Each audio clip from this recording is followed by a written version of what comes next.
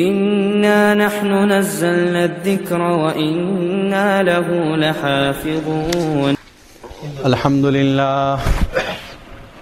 الحمد لله الذي نزل الفرقان على عبده ليكون للعالمين نذيرا، والصلاة والسلام على من بعث إلى كافة الناس بشيرا ونذيرا وداعيا إلى الله بإذنه وسراجا منيرا. أما بعد فأعوذ بالله من الشيطان الرجيم. بسم الله الرحمن الرحيم. قل إن كنتم تحبون الله فاتبعوني يحببكم الله ويغفر لكم ذنوبكم والله غفور رحيم. وقال تعالى: ما آتاكم الرسول فخذوه وما نهاكم عنه فانتهوا واتقوا الله إن الله شديد العقاب. وقال تعالى: لقد كان لكم في رسول الله أسوة حسنة لمن كان يرجو الله واليوم الآخر وذكر الله كثيرا. وقال النبي صلى الله عليه وسلم: لا يؤمن أحدكم حتى يكون هواه تبعا لما جئت به. صدق الله العظيم وصدق رسوله النبي الكريم، ونحن على ذلك لمن الشاهدين والشاكرين والحمد لله رب العالمين.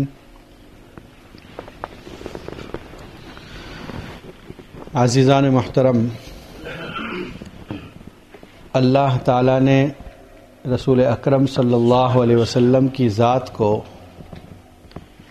قیامت تک آنے والے تمام انسانوں کے لیے نمونے کے طور پر، آئیڈیل کے طور پر بھیجا. آپ کی ہر ادا کو اللہ تعالیٰ نے قابل تقلید بنا دیا، اور مسلمانوں پر لازم ہے کہ وہ اپنی زندگی کو رسول اکرم صلی اللہ علیہ وسلم کی سنت کے مطابق ڈھالیں. اب آج ہم آپ کو لے چلتے ہیں رسول اکرم صلی اللہ علیہ وسلم کے مکان میں ایک دن گزارنے کے لیے. چلتے ہیں کہ رسول اکرم صلی اللہ علیہ وسلم کے مکان میں کیا سرگرمیاں ہوتی ہے، کیا اعمال ہوتے ہیں، کس طریقے سے ہوتے ہیں.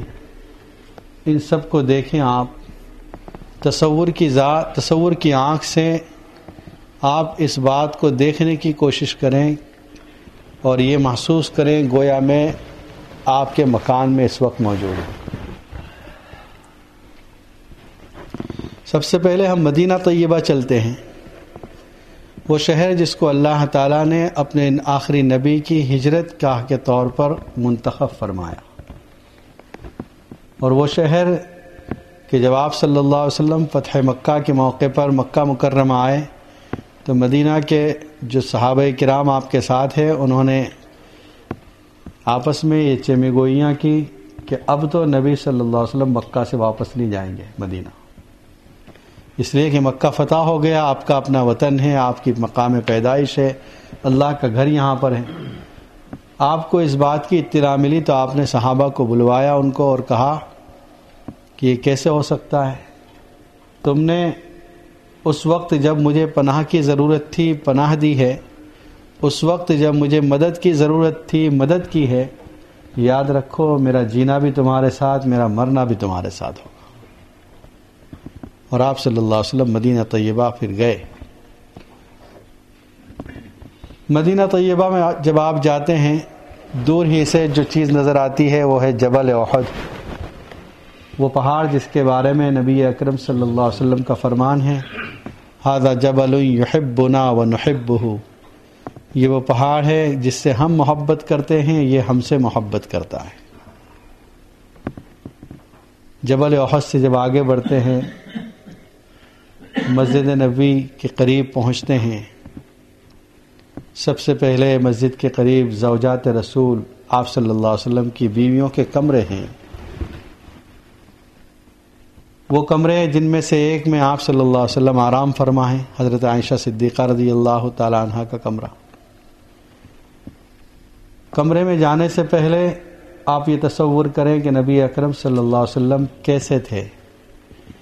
حضرت انس بن مالک رضی اللہ تعالی عنہ فرماتے ہیں آپ صلی اللہ علیہ وسلم درمیانہ قد کے تھے، نہ بہت لمبے تھے نہ بہت چھوٹے تھے۔ آپ صلی اللہ علیہ وسلم کا چہرہ مبارک چمکتا تھا۔ کسی نے پوچھا کیا تلوار کی طرح چمکتا تھا؟ کہا نہیں، چاند کی طرح چمکتا تھا۔ آپ صلی اللہ علیہ وسلم کے منکبے جو کندھے ہیں یعنی چوڑے تھے، چوڑے سینے تھے آپ کے۔ بال جو ہے وہ گھنگریالے بال تھے، لیکن بہت گھنگریالے بھی نہیں جو بالکل گول ہو جائیں۔ بالوں کی جو کیفیت ہے وہ 4 طریقے کے بال لکھے ہیں۔ کبھی آپ کے بال کانوں تک رہے، کبھی کانوں کی لو تک رہے، کبھی گردن تک رہے، الگ الگ انداز کے بال تھے۔ زندگی میں آپ نے 4 مرتبہ حلق کرایا ہے، شیف کرایا ہے، جب کبھی آپ نے عمرہ کیا یا حج کیا۔ باقی دنوں میں بال رکھنا یہ آپ کا معمول تھا۔ آپ صلی اللہ علیہ وسلم کے بالوں کے سر کے بالوں میں آپ مانگ نکالتے تھے، بیچ میں سے سیدھی مانگ نکالا کرتے تھے، اور کپڑے جو آپ پہنتے تھے زیادہ تر سفید کپڑے پہنا کرتے تھے، اور اس میں آپ نے جو پسند فرمایا ہے وہ قمیص کو، قمیص کہتے ہیں ایسا لباس جس میں 2 آستینیں ہو اور گردن ڈالی جائے، جس طرح یہ آج کل جبہ پہنتے ہیں، اس کو عربی میں اب کل ثوب کہا جاتا ہے، اور قمیص شرٹ کو کہا جاتا ہے، لیکن عربی زبان میں آج کل ثوب جو کہا جاتا ہے یہ وہی جبہ ہے۔ نبی اکرم صلی اللہ علیہ وسلم نے سفید کپڑوں کی فضیلت یہ ارشاد فرمایا کہ سفید کپڑے بہترین کپڑے ہیں، تم اسی کو پہنو اور اسی میں اپنے مردوں کو بھی کفن پہناؤ۔ یہ گویا زندگی میں آدمی موت کو بھی یاد کرتا رہتا ہے اس کپڑے کو پہن کر۔ آپ کا جو عام معمول تھا وہ امامہ بھی تھا، آپ کے سر پر رہا کرتا تھا۔ امامے کے بارے میں جو 2 روایتیں ملتی ہے، ایک سفید کی اور ایک کالے کی۔ بعض روایتوں میں یہ ملتا ہے براؤن کلر جیسا تھا، یعنی بہت کالا بھی نہیں تھا، براؤن کلر کا تھا۔ تو مفسرین نے لکھا ہے کہ وہ وائٹ ہی تھا، لیکن سفر کی وجہ سے جب گرد و غبار اور دھول اڑتی تھی اس کی وجہ سے دیکھنے والے نے اس کو براؤن سمجھ کر براؤن لکھا ہے، ورنہ وہ وائٹ تھا۔ تو گویا 2 کلر کے عمامے نبی صلی اللہ علیہ وسلم سے ثابت ہیں، ایک سفید ہے اور ایک کالا ہے۔ عمامے کے بارے میں جو آپ کا دستور تھا، عام طور پر ایک شملہ ہوتا تھا اور کبھی 2 شملے بھی نکالے ہیں، یہ جو چوٹی کی طرح نکلتا ہے ایک حصہ، اس کو شملہ کہتے ہیں۔ تو آپ نے 2 بھی نکالے ہیں اور ایک بھی نکالا ہے، یعنی ایک شملہ بھی ہوا کرتا تھا۔ بالوں میں کنگھی کا معمول تھا۔ حضرت عائشہ صدیقہ رضی اللہ تعالیٰ عنہ فرماتی ہیں جب آپ صبح اٹھتے تو پہلے کنگھی کیا کرتے تھے وضو کے بعد، اس وجہ سے کنگھی کا بھی آپ کا معمول تھا۔ آئیے اب آپ کے مکان کی طرف چلتے ہیں، آپ صلی اللہ علیہ وسلم کے اس مکان میں جس میں آپ موجود ہیں۔ سائز کیا ہے اس مکان کی؟ حضرت انس رضی اللہ تعالیٰ عنہ فرماتے ہیں 8 ہاتھ لمبا اور 10 ہاتھ چوڑا، اور اونچائی میں اتنا کہ آدمی کھڑا رہے تو اوپر چھت کو ہاتھ لگا سکتا ہے۔ اس چھوٹے سے مکان میں وہ شخصیت آرام فرما تھی، وہ شخصیت رہا کرتی تھی جس کو ہم سید العرب والعجم کہتے ہیں، سرکار دو عالم صلی اللہ علیہ وسلم کہتے ہیں۔ مکان کی جو چھتیں تھیں وہ کھجور کے جو تنے تھے وہ پلر کے طور پر استعمال ہوئے تھے، اور کھجور ہی کے درختوں کی چھالوں سے اوپر یہ چھت تیار کی گئی تھی۔ بعض ازواج مطہرات کے مکان میں مٹی اور کھجور کی جو چھت تھی، چھپریل تھا، وہ مٹی کے ساتھ مکس کر کے بنایا گیا تھا۔ آئیے اب آپ کے مکان میں ہم دیکھتے ہیں کوئی پردہ نہیں اس طرح پر جس طرح پر اس زمانے میں دیواروں کو کپڑے سے ڈھانکنے کا رواج تھا۔ خوبصورت جانداروں کی تصویریں جو آج کل بھی ہم آپ دیتے ہیں، سٹنگ میں جاتے ہیں، کہیں بڑی فریم ہوتی ہے، کہیں بڑا کپڑا ہوتا ہے، کہیں بڑا رگ لگا دیا جس میں اس خوبصورت یا تو جانور کی تصویریں ہیں یا کسی آدمی کی تصویریں ہیں۔ آپ صلی اللہ علیہ وسلم کے گھر کے اندر کوئی تصویر والا کپڑا نہیں تھا، اور نہ اس طرح پر کوئی کپڑا تھا کہ جس سے دیواروں کو ڈھانکا جا سکے۔ ایک مرتبہ حضرت عائشہ صدیقہ رضی اللہ تعالیٰ عنہ فرماتی ہیں آپ صلی اللہ علیہ وسلم گھر میں تشریف لائے تو پردہ اس طرح کا لگا ہوا تھا جس میں کوئی جاندار کی تصویر تھی۔ آپ نے اس کو ہٹا دیا اور یہ کہہ کر فرمایا کہ پردہ اس لیے نہیں ہوتا کہ دیواروں کو ڈھانپا جائے، اور پھر یہ جس پر تصویریں لگی ہوں، جس گھر میں تصویر ہوتی ہے اس میں فرشتے نہیں آتے رحمت کے، جس گھر میں کتا ہو اس گھر میں رحمت کے فرشتے نہیں آتے۔ تو یہ چیزیں جو آج مسلمانوں کے گھروں میں پائی جا رہی ہے، نبی اکرم صلی اللہ علیہ وسلم کے مکان میں نہیں تھی۔ نبی صلی اللہ علیہ وسلم کے مکان میں کیا ہے؟ درختوں، کھجور کی درختوں کی چھال سے بھرا ہوا ایک بستر ہے۔ وہ سادہ سا بستر جس کو ہم چٹائی کہہ سکتے ہیں یا حسیر کہہ سکتے ہیں، تکیہ بھی اسی کا بنایا ہوا ہے۔ ایک مرتبہ ایک صحابی عورت نے نبی صلی اللہ علیہ وسلم کے لیے اون سے بھرا ہوا، کاٹن سے بھرا ہوا گدا بھیجا، آپ نے اس کو قبول نہیں کیا۔ اور وہ واقعہ یاد کیجیے، حضرت عمر رضی اللہ تعالیٰ عنہ ایک مرتبہ آپ کے پاس دوپہر کے وقت میں پہنچے ہیں، آپ صلی اللہ علیہ وسلم اٹھ کر بیٹھ گئے، آپ کے بدن مبارک پر اس چٹائی کے نشانات تھے، جس چٹائی پر آپ لیٹے تھے۔ جب اس طرح کی چٹائی سے آدمی بیٹھتا ہے اٹھ کر تو اس پر نشانات تھے آپ کے بدن پر۔ حضرت عمر رضی اللہ تعالیٰ عنہ نے عرض کیا یا رسول اللہ صلی اللہ علیہ وسلم کیا بات ہے، یعنی اتنی سختی اتنی تنگی کے حالات ہیں؟ یہ جو عیش و عشرت میں پڑے ہوئے بادشاہ ہیں، جو دنیا کے بادشاہ ہیں، ان کے پاس تو کتنا عیش و عشرت کا سامان ہے، اور آپ دنیا اور آخرت کے سید الکونین ہم کہتے ہیں، اور آپ ان کے صدر ہونے کے باوجود یہ حالت ہے۔ آپ نے فرمایا عمر کیا تمہیں یہ بات پسندیدہ نہیں کہ ان کے لیے اللہ نے دنیا میں دے دیا ہے، ہمارے لیے آخرت میں؟ یعنی اس معاملے میں توجہ فوراً آخرت کی طرف آپ نے فرما دی، یہ نہیں کہا کیا حالات چل رہے ہیں، کیا ہو رہا ہے، کیا تنگی ہے یا کیسے۔ آپ صلی اللہ علیہ وسلم نے فوراً نظریے کو آخرت کی طرف موڑ دیا۔ تو آپ کے مکان میں سادگی کا یہ عالم تھا۔ نبی صلی اللہ علیہ وسلم کی مجلس کا وقت ہو گیا، چلیے مجلس نبوی میں جا کر دیکھتے ہیں۔ مسجد نبوی میں نبی اکرم صلی اللہ علیہ وسلم بیٹھے ہوئے ہیں، صحابہ کرام خاموشی سے بیٹھے ہیں۔ جب آپ کوئی چیز فرماتے ہیں غور سے سنتے ہیں اور اس کو یاد رکھنے کی کوشش کرتے ہیں۔ حضرت انس رضی اللہ تعالیٰ نے یہ بھی فرماتے ہیں، حضرت عائشہ رضی اللہ تعالیٰ فرماتی ہیں نبی صلی اللہ علیہ وسلم جب بات فرماتے آہستہ آہستہ بولتے تھے، جلدی جلدی نہیں بولتے تھے، آہستہ آہستہ بولتے تھے، ہر بات کے درمیان فاصلہ رکھتے تھے۔ یاد کرنے والا آسانی سے آپ کی بات کو یاد کر لیتا تھا، کیچ کر لیتا تھا۔ بلکہ بعض مرتبہ آپ صلی اللہ علیہ وسلم ایک ہی سینٹنس کو 3 مرتبہ بھی ارشاد فرماتے تھے۔ جب کسی بات کی تاکید کرنی ہوتی تھی تو آپ اس کو 3 مرتبہ ارشاد فرماتے تھے۔ مجلس میں بیٹھے ہوئے صحابہ کرام کے ساتھ آپ کا رویہ ایسا ہوتا تھا کہ تمام جانب بیٹھے ہوئے لوگ یہ سمجھتے تھے کہ ہماری جانب متوجہ ہیں، اور ہر بیٹھے ہوئے آدمی کے ساتھ آپ مسکرا کر بات کرتے تھے، اس کے ساتھ مسکرا کر کلام کرتے تھے۔ ہر آدمی کو جو مجلس میں محسوس ہوتا تھا وہ یہ سمجھتا تھا کہ میری طرف سب سے زیادہ آپ کی توجہ ہے، میری طرف مجھ سے سب سے زیادہ آپ محبت کرتے ہیں اپنی مجلس میں۔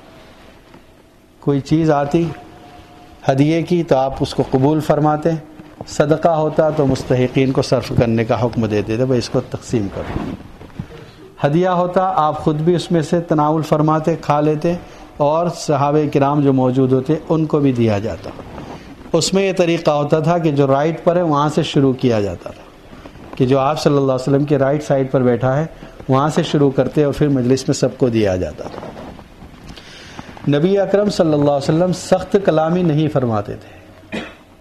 سخت کلامی مطلب اتنی زور زور سے بات کرنا جیسے ہم شاؤٹ کرتے ہیں جس کو، سخت کلامی آپ نے نہیں کی۔ اگر کوئی مسکرانے کی بات ہوتی تو آپ اسمائل فرماتے، جس کو مسکرانا کہتے ہیں، ہنسنا جس میں آوازیں نکلتی ہیں، قہقہہ لگانا، یہ آپ صلی اللہ علیہ وسلم کی عادت نہیں تھی۔ بہت کم آپ کے دانت مبارک کو ہنستے وقت دیکھا گیا، ورنہ صرف ہونٹوں سے جو اسمائل کرتے ہیں صرف مسکراہٹ آپ کے چہرے پر آ جاتی تھی، اور ہر وقت یہ مسکراہٹ رہتی تھی۔ کوئی ایسا وقت نہیں ہوا کہ لوگ لوگوں نے آپ کو اس طرح دیکھا ہو کہ آپ بالکل ٹینشن میں ہیں یا بالکل آپ کے چہرے مبارک پر غصے کے آثار ہیں. ہاں جب کبھی اللہ کی حکم کی کوئی نافرمانی کی جاتی تب آپ کا چہرے مبارک پر غضب کے آثار دیکھے گئے. چلیے آتے ہیں، کھانے کا وقت ہو گیا. نبی اکرم صلی اللہ علیہ وسلم کے دسترخوان پر کیا ہے؟ حضرت عائشہ رضی اللہ تعالیٰ عنہ فرماتی ہیں ایسا بھی وقت گزرا ہے جب ہمارے گھروں میں 1 مہینے تک چولہا نہیں جلا ہے. کھانے کے لیے کیا ہوتا تھا؟ اسودین پر گزارا کرتے تھے، یعنی کھجور اور پانی، اسی پر گزارا ہو رہا ہے. صبح بھی وہی کھا رہے ہیں، دوپہر میں بھی وہی کھا رہے ہیں، شام میں بھی وہی کھا رہے ہیں. چولہا اس وقت جلتا جب کوئی سالن بنانے کی ضرورت پیش آتی، کبھی روٹی بنانا ہو تب چولہا جلایا جاتا. تو کبھی اس طرح کی تنگی بھی دیکھی ہے. حضرت عائشہ فرماتی ہیں 1 مہینے تک گھر میں چولہا نہیں جلا ہے. اور یہ بھی فرماتی ہیں حضرت عائشہ رضی اللہ تعالیٰ عنہ کہ آپ کے دسترخوان پر کبھی 2 سالن ایک ساتھ جمع نہیں ہوئے. آج ہم ہر ٹائم میں 2 سالن کھا رہے ہیں، روزانہ 2 سالن کے بغیر گزارا نہیں ہوتا. اور دعوتوں میں تو کئی ڈشیں ہوتی ہیں جب گزارا ہوتا ہے. نبی کے دسترخوان پر کیا ہے؟ 2 سالن کبھی جمع نہیں ہوئے. اور حضرت ابن عباس رضی اللہ تعالیٰ عنہ فرماتے ہیں کہ رسول اکرم صلی اللہ علیہ وسلم نے فرمایا سب سے پہلے جو برائی اس امت میں پیدا ہوگی وہ پیٹ بھر کر کھانا ہے. جب آدمی پیٹ بھر کر کھاتا ہے تو شہوت ہوتی ہے، گناہ کی طرف مائل ہوتا ہے، یا سستی زیادہ آتی ہے، عبادت سے غفلت برتتا ہے. تو سب سے پہلی جو برائی اس امت میں پیدا ہوگی پیٹ بھر کر کھانا ہے. نبی اکرم صلی اللہ علیہ وسلم کے کھانے کا معمول کیا تھا کہ اتنا حصہ کھائے جائے جس سے گزارا ہو جائے، اور آدمی یعنی اس حالت میں دسترخوان سے اٹھے کہ تھوڑی بھوک باقی رہے. یہ نہیں کہ پیٹ بھر کر بالکل گردن گلے تک کھا لیا، بلکہ تھوڑی بھوک باقی رہے اتنا کھایا جائے. کھانے میں کبھی آپ صلی اللہ علیہ وسلم نے عیب نہیں نکالا. کوئی چیز پسند ہے اس کو کھا لی، اگر دسترخوان پر کوئی ایسی چیز ہے جو ناپسند ہے تو اس کو نہ کھائی. کبھی اس میں عیب نہیں نکالا یہ ایسی ہے یہ ویسی ہے، نہیں. تو اسی طرح ہمارا بھی رویہ ہونا چاہیے. گھر میں اگر کوئی ایسی چیز بنی ہے جو ناپسند ہے آپ کو نہ کھائیں، جو پسندیدہ ہے وہ کھا لیں. اگر اس پسندیدہ کھانے میں بھی کوئی اس طرح کی چیز خامی کے طور پر رہ گئی ہے تو اس کو قبول کر لیں، برداشت کر لیں. بڑی محنت سے بیوی نے پکایا اور آپ نے 1 لقمہ کھا کر اس کو ریجیکٹ کر دیا، یہ کیا بنایا ہے، نمک ہی نہیں ڈالا ہے، یا بہت تیز نمک ہو گیا ہے، یا مرچی تیز ہو گئی ہے. کبھی اس طرح کی غلطی ہو بھی جاتی ہے. نمک کم ہے تو نمک ڈال لیں، مرچی کم ہے مرچی ڈال لیں، کہ زیادہ ہے تو تھوڑا کم کھا لیں. تو ہر طریقے کا علاج ہے. آپ صلی اللہ علیہ وسلم نے کبھی اس میں عیب نہیں نکالا. آپ کے دسترخوان پر جو روٹی آتی تھی وہ جو کی یا جوار کی روٹی. جو کی روٹی اس زمانے میں زیادہ تھی. گیہوں کی روٹی جو آج ہاں عام کھانوں میں کھا رہے ہیں، نبی صلی اللہ علیہ وسلم نے نہیں کھائی. بغیر چنے کے آٹے کی روٹی، یعنی موٹا موٹا آٹا ہوتا تھا اس کی روٹی بنائی جاتی تھی، وہ آپ صلی اللہ علیہ وسلم کھایا کرتے تھے. دسترخوان بچھا کر کھایا جائے، یہ بھی ایک طریقہ ہے. ایک تو آج ہمارے یہاں طریقہ ہی نکلا ہے کہ ٹیبل کرسی پر کھا رہے ہیں، اور جب لوگ نیچے کھاتے بھی ہیں تو دسترخوان نہیں بچھاتے. ایک جگہ دعوت میں جانا ہوا، بڑی حسیر انہوں نے بچھائی چٹائی، اسی پر برتن رکھے ہوئے تھے. میں نے کہا بھائی دسترخوان کہاں ہے؟ کہا یہی دسترخوان ہے. جس چیز پر آپ بیٹھیں وہ دسترخوان نہیں ہوگی. دسترخوان اس چیز کو کہتے ہیں جس پر کھانا رکھا جا رہا ہے. وہ اس لیے مقصد اس کا یہ ہے کہ اگر کوئی چیز آپ کی نوالے سے گرتی ہے، لقمے سے گر جاتی ہے، تو اس کو اٹھا کر آپ کھا سکیں. اب یہ چٹائی جس پر آپ چلتے پھرتے ہیں، اگر اس پر کوئی لقمہ گرا ہے تو طبیعت گھن کرے گی کہ اسی پر ہم پیر رکھتے ہیں، وہی کھانا اٹھا کے کھا لیں گے. تو دسترخوان ایسا ہو، پاک صاف کپڑا ہو یا کاغذ ہو، جس میں اگر کوئی چیز گری ہے تو آپ اٹھا کر کھا سکتے ہیں. اور یہ اٹھا کر کھانے میں برکت ہے. ایک بزرگ فرماتے ہیں کہ جو برکتی کھانا ہوتا ہے شیطان آپ کے ہاتھ سے گرا دیتا ہے. یعنی اس میں برکت تھی، شیطان نے گرا دیا، اس لیے آپ اس کو کھا لیں. اگر اس میں کوئی چیز لگ گئی ہے اس کو صاف کر لیں، باقی کھا لیں. کھانے سے پہلے بھی ہاتھ دھونا اور کھانے کے بعد بھی ہاتھ دھونا یہ سنت ہے. کھانے سے پہلے جب ہاتھ دھوئے جائیں تو اس کو نہ پوچھا جائے، یعنی اس کو ٹاول وغیرہ سے نہ پوچھیں، ڈائریکٹ ہاتھ دھونے کے بعد کھانے بیٹھیں. اور جب کھانے کے بعد ہاتھ دھویا ہے تو اس وقت آپ ٹیشو سے ٹاول سے پوچھ سکتے ہیں۔ اس کی وجہ یہ ہے کہ جب آپ کھانے سے پہلے ہاتھ دھو رہے ہیں تو ہاتھ کے اوپر جو کچھ جراثیم ہیں، جو کچھ گندگی ہے وہ نکل گئی۔ اب آپ جب کھائیں گے تو بالکل صاف کھانا آپ کے منہ میں جا رہا ہے۔ اگر آپ نے ہاتھ دھونے کے بعد ٹاول سے پوچھ لیے تو ٹاول میں اگر کوئی چیز ہے، جراثیم ہے یا بدبو ہے، وہ آپ کے ہاتھوں میں پھر آ گئی، پھر آپ اسی کو کھا رہے ہیں۔ ایک جگہ سفر کرنے والا ڈرائیور سروس پر جب وہ رکا ہے تو عام طور پر ٹرک ڈرائیوروں کی، بس والوں کی عادت ہوتی ہے ٹائر چیک کرتے ہیں۔ اس نے سب طریقے سے ٹائر چیک کیے اور آ کر جیسے ہی کھانے بیٹھا، پہلے لقمہ کھایا تھا وہ مر گیا۔ کیا وجہ ہوئی؟ جب تحقیق کی تو پتہ چلا کہ اس کے ٹائر پر کوئی سانپ کچلا گیا تھا۔ اس نے جب چیک کیا تو اس کا زہر اس کے ہاتھ میں لگا ہوا تھا، اس کو نہیں پتا چلا کہ یہاں زہر ہے ٹائر کے اوپر۔ جب اس نے کھانا کھایا ہے تو اس کھانے کے ساتھ اس کا لقمے کے اندر زہر گیا، وہ مر گیا۔ تو کھانے سے پہلے بھی ہاتھ دھونا اور کھانے کے بعد بھی ہاتھ دھونا۔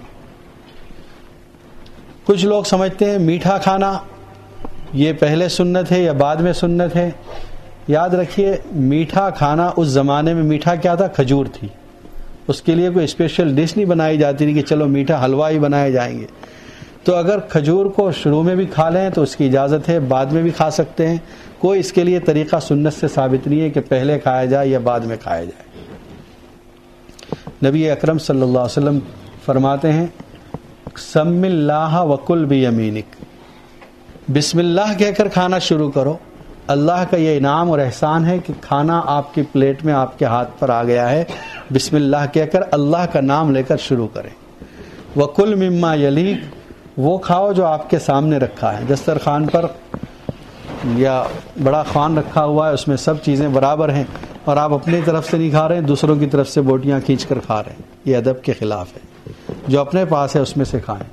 ہاں اگر کچھ الگ الگ ڈشیں رکھی ہے تو سامنے سے مانگ سکتے ہیں، بھائی آپ یہ دے دیں، ادھر سے یہ لے لیں، لیکن ایک ہی کھانا ہے تو پھر آپ سب ایک ہی کھانا ہے، اپنے سامنے سے کھائیں، دوسروں کے سامنے سے نہ کھائیں۔